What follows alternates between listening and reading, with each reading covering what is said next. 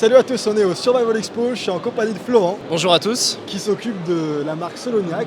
Est-ce que tu peux te présenter et puis présenter la marque? Alors donc moi, je m'appelle Florent, je suis chef de produit chez Soloniac. Je gère notamment le développement des produits pour l'activité bushcraft, mais aussi pour la chasse à l'arc. Soloniac, c'est une marque de Décathlon qui est dédiée à la chasse d'abord, mais aussi à toutes les activités du monde sauvage.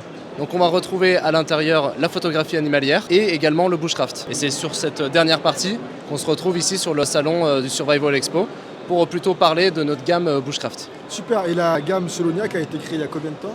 Alors la gamme Soloniac sur le bushcraft, ça fait maintenant 2 ans qu'elle est créée, qu'elle est en ligne et on continue de créer des nouveaux produits chaque année. Il y a des nouveautés qui vont arriver, on a notamment un tipi et un réchaud à bois pliable qui vont arriver bientôt. Et puis on aimerait un petit peu cultiver cette expérience de cuisine sur le feu, parce que nous on considère que dans le bushcraft, les trucs qui sont vraiment sympas à vivre, c'est la nuit dehors à la belle étoile, quoi, on va dire, et le côté vraiment cuisine sur le feu où on prend le temps de cuisiner des bons trucs. Et on aimerait vraiment travailler un petit peu cette gamme-là et étendre l'offre de produits là-dessus. C'est ça qui est extraordinaire, c'est que ça fait 2 ans que vous vous êtes lancé dans cette thématique-là du bushcraft et vous avez déjà sorti des produits super intéressants. Et donc, toi qui es chef de produit, est-ce que tu peux un petit peu m'expliquer tout ce qui va concerner la conception du produit de A à Z, quelles sont les étapes? Carrément. Alors, les produits qui ont démarré la gamme, c'est ceux qui sont aujourd'hui exposés. Donc on a le tarp qui est au-dessus de nous, on a le hamac avec sa moustiquaire, un couteau et une hache. Et en fait, ces produits, et c'est comme ça qu'on aime plutôt les travailler, ils ont été faits en co-création. En fait, on a demandé à des personnes qui étaient plutôt expertes dans le domaine du bushcraft. Il y avait notamment Éléonore, mais il y avait aussi Alexis et Nico Chartreuse qui ont fait partie, et Wild Max Survival, qui ont fait partie un petit peu de l'équipe, la communauté de base avec qui on a travaillé. Et en fait, on a commencé à leur demander c'est quoi les bons produits pour vous pour faire du bushcraft. Donc tout de suite, le tarp, le couteau, etc. Et du coup, c'est quoi les caractéristiques attendues pour ce genre de produit en termes de dimension, de fonctionnalité, de matériaux, de résistance. Et puis, on est venu comme ça concevoir les produits en partenariat avec l'ingénieur et le designer qui sont dédiés à la conception de ces produits.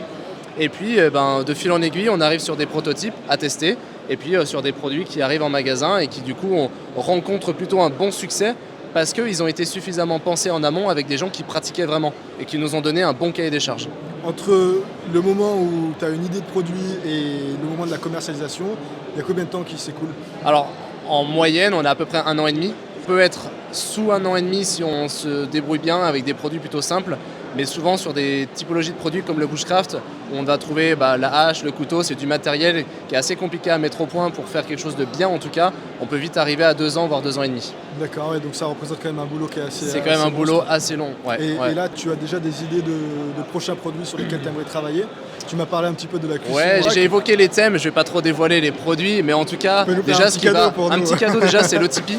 Okay. Un tipi tarp, 2 personnes larges, 3 personnes un peu serrées qui va arriver, qui se monte uniquement avec un mât central et puis juste quelques sardines autour. On est sur un produit au total qui pèse que 2 kg, donc on est sur une toile ultra light ripstop qui est vraiment canon avec 2 fenêtres d'aération. Dedans, on peut venir y rajouter une moustiquaire qui va complètement fermer le tipi du coup et en plus apporter un sol étanche.